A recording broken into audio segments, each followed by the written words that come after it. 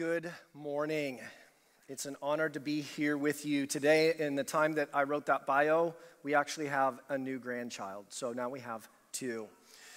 Well, it was 19 years ago when my youngest son, Timothy, had his first epileptic seizure at 14 months old. And it was that day that I was baptized into the world of disability and special needs. Timothy's now 20 years old, and a huge part of why I'm here with you this morning. It was only 4 years after that event that I became the lead pastor of the Journey Church in 2009. And I'll just say that Tucson, Arizona is not the easiest place to reach people for Christ, to make disciples, and to grow a church.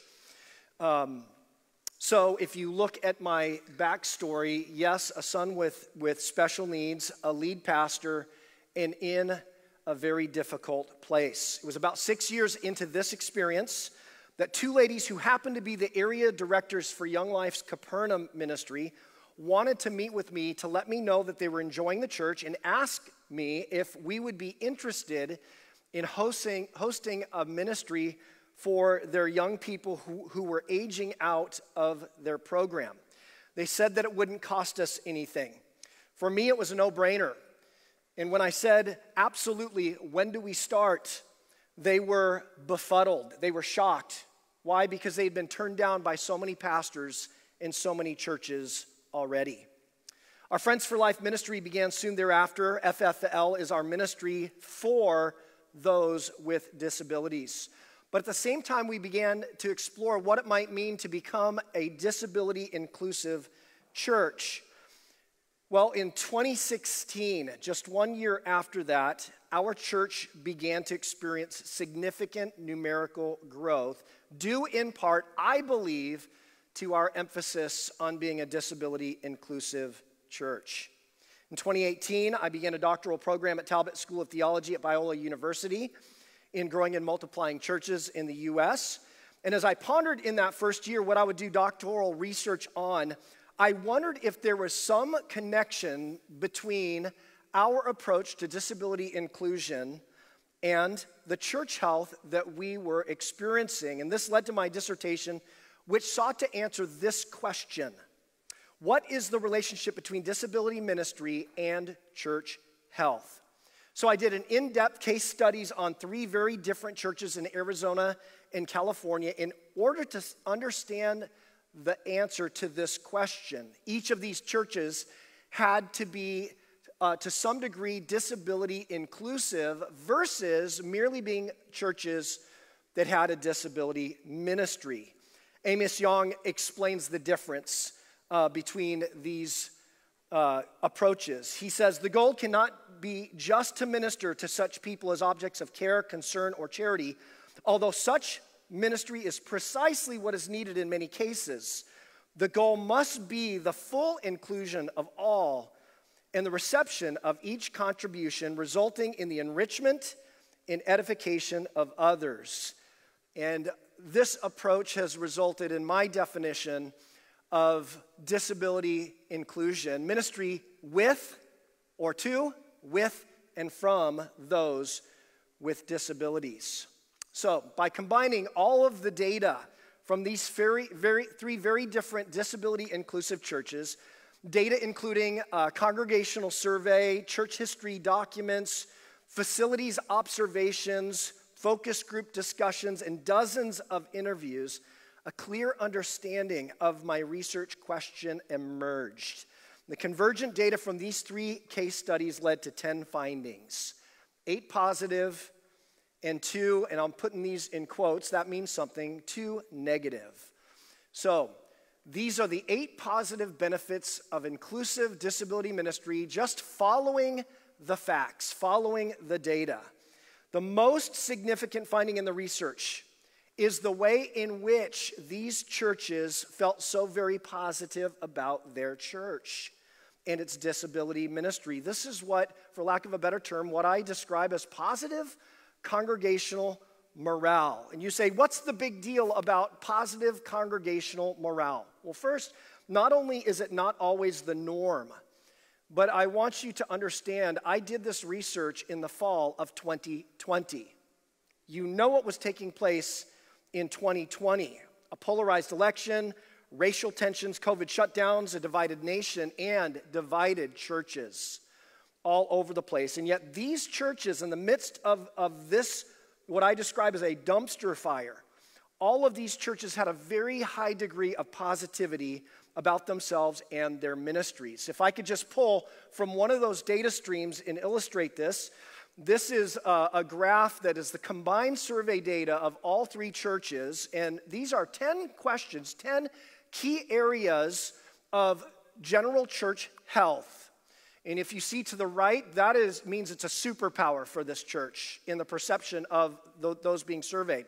On the other end, on the left, that means like they're really terrible at this. So these were just the attitudes of congregants concerning their church on these areas of church health, like church leadership, vision, worship services, gospel outreach, and the like. This graph is powerful in and of itself. But when we look at the survey data from concerning their disability ministry or inclusive disability ministry, respondents from these churches expressed an even greater positivity about their church's approach to disability inclusion. They believe that the disability inclusion has had a positive impact on their church, helped shape the church's mission, been a positive witness to the surrounding community, and even helped individuals grow spiritually. And let me remind you, again, this is only one of those data streams. Well, this positive congregational morale led me to my second observation or finding, and it's called congregational resilience. Fascinating that all three of these very different churches had experienced immense leadership crises in the last 2 to 6 years. And yet I heard story after story of leaders and congregants that stayed at these churches through these seasons of intense leadership turmoil. Why? Why did they stay? They stayed because they believe that the heart of their church was solid. They believed that their church was on point concerning the mission of Jesus as demonstrated by their church's commitment to love, serve, and include those with disabilities. Well, it gets even better. This is number 3. Congregational transformation, specifically as their identity as a church, what the church thought its mission was, but also their worship service culture. Respondents at all three churches indicated that their church had been positively transformed from an inward-focused, self-centered church into an externally focused, missionally centered church, due in part to inclusive disability ministry. 2 of the churches described themselves as formerly being country club churches. The 3rd church described itself as being formerly white-collar, highly educated, intellectually focused church. And now all 3 churches are known for being loving, accepting, come as you are, relational, gospel-centered churches committed to serving the Lord in both word and in action.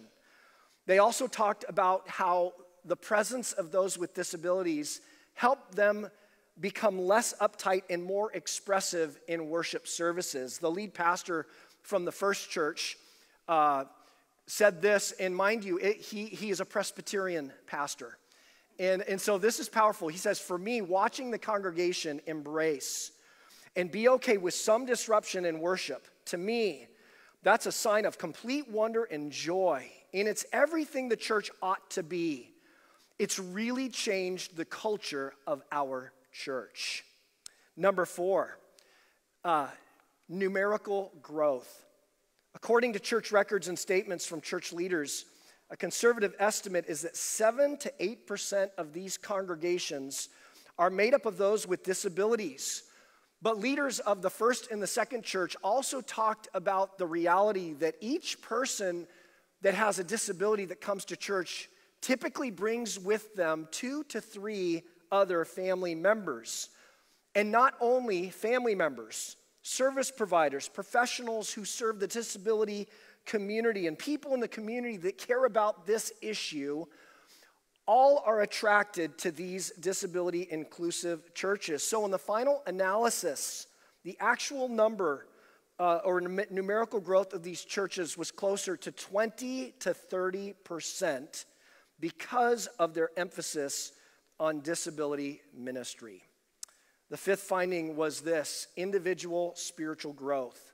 According to the data from these churches, the presence of those with disabilities helped these churches make better disciples. Time and time again, stories were told of the influence of those with disabilities to help others grow in their walk with Jesus. Each church mentioned joy, unconditional love, acceptance, simplicity, sweetness, enthusiastic worship, and unfiltered communication from those who have disabilities as being a positive influence on the spiritual growth of the congregants. A volunteer from the third church said this: "It's had a profound impact on my life. I mean, the top 3 things that have changed me spiritually. These people have moved me in an amazing way. I mean, they inspire me so much to deepen my faith in Jesus." And then a longtime member from that same church, doubtful that they even know each other, who described himself as a put-together white-collar professional, we'll just call him Jeff, said this: "Brokenness is a part of all of our lives, but there's a lot of Christians who are challenged with integrating brokenness into their own life. We want to project and present a polished version of ourselves. Those with disabilities open a door to having conversations about brokenness." Number 6 was this: individual theological formation. Things like the Imago Dei, grace, or the gospel itself. In interview after interview, leaders and congregants of these churches shared how disability ministry has helped them have a robust understanding of what it means to be created in the image of God, and how this means that all people are infinitely valuable. A staff pastor at the second church, we'll call him Todd, says there's been a growing and more muscular understanding of the sanctity of life. It has really driven home and put faces, names, personalities, and voices to the reality of God's goodness in his creation. Congregants and leaders at these churches also spoke of the ways in which those with cognitive disabilities have helped them understand the nature of faith and the gospel. Tyler was a worship pastor at the third church, and he said, I'll give you the slide there. I think that our friends with disabilities really understand the simplicity of the gospel. You know, a lot of them just know, quote, "I am so deeply loved by the Lord that he sent Jesus for me. So I will just live a life of praise." And congregant after congregant also talked about the power of the presence of those with disabilities to help them better understand a life of grace. Those with disabilities sometimes require extra grace. They are typically excellent at receiving grace, and more often than not, they offer grace to others. Well, number 7 is this: the inclusion of those with disabilities has amplified the gospel witness of these churches out and into their surrounding communities. Events like Tim Tebow's Night to Shine, proms, Christmas parties attract numerous guests beyond the disability community and expose many to the love of Jesus in the surrounding neighborhoods. News of these churches' disability ministry spreads by word of mouth far beyond the disability community itself, sometimes even ending up on the local news. And the positive reputation of these churches and how they love, serve, and include those with these precious souls increases the community's awareness of and appreciation for them as a gospel church. Eric McKitty predicted this when he said this: "There are few better ways for your church to share the gospel than with unbelievers than through a ministry to those with special needs in their families. And as they experience your love and care, it will make your witness all the more persuasive, and Lord willing, they will come to believe in Jesus." And then the final, number 8, positive finding, a surprising one: fundraising for ministry. One of the objections that we often hear from pastors and churches is that they simply do not have the financial resources for such a ministry. However, executive leaders at all 3 churches explained that disability ministry is the easiest to raise funds for.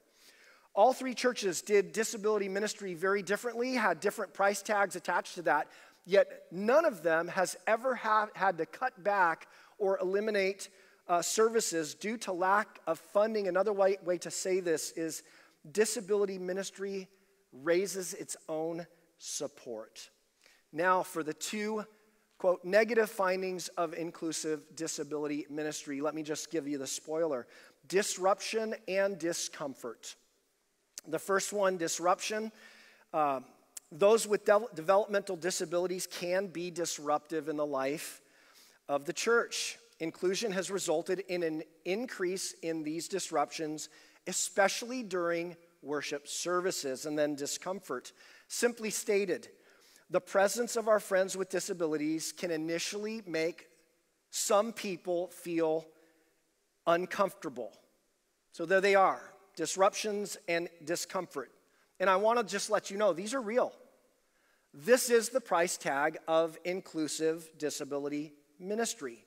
And while I don't want to sound like I'm pumping sunshine, I also need to let you know the rest of the story, and that is this, that all three churches in the end claimed that these two negatives have been good for them. Respondents at each church claimed that disruptive behaviors such as getting up in the middle of services, making audible noises, singing loudly off-key are good things that helped positively transform them and their church culture. Concerning discomfort, that those with disabilities can sometimes generate in certain people, the respondents at all three churches claimed that not only does this dissipate over time, but has beneficial qualities such as helping people to understand the gospel, see Jesus more clearly, grow spiritually, and help their church become a better, more Christ-like church. David Palin, in his book, A Gentle Touch, just captures this so well. It does not matter that the behavior of some of them may be awkward, nor even that it is disruptive. They are part of the family. And he finishes like this: the church that fails to be the family of God when holiness is confused with orderliness. Disruption and discomfort, yes, yet they have resulted in better disciples and healthier churches. And while there were people at each church, staff members, that felt as if they had lost people over their years of disability inclusion, only one family is known for sure as having left because of the church's disability inclusive approach. On the other hand, what I found was hundreds of people who have joined these churches and have stayed at these churches because of disability inclusion. Well, this has also been our experience at the church that I pastor. We did not launch into disability ministry or become a disability inclusive church in order to get these benefits. We did it because it's the right thing to do. We did it because they are precious. But we have been blessed with these benefits. We are a healthy church because of ministry with them and receiving ministry from them. And our friends with disabilities have become some of our most active, influential, and contributing members of our congregation, and we are better for it. And I believe that this, for these reasons, is church health's best kept secret, inclusive disability ministry. Thank you.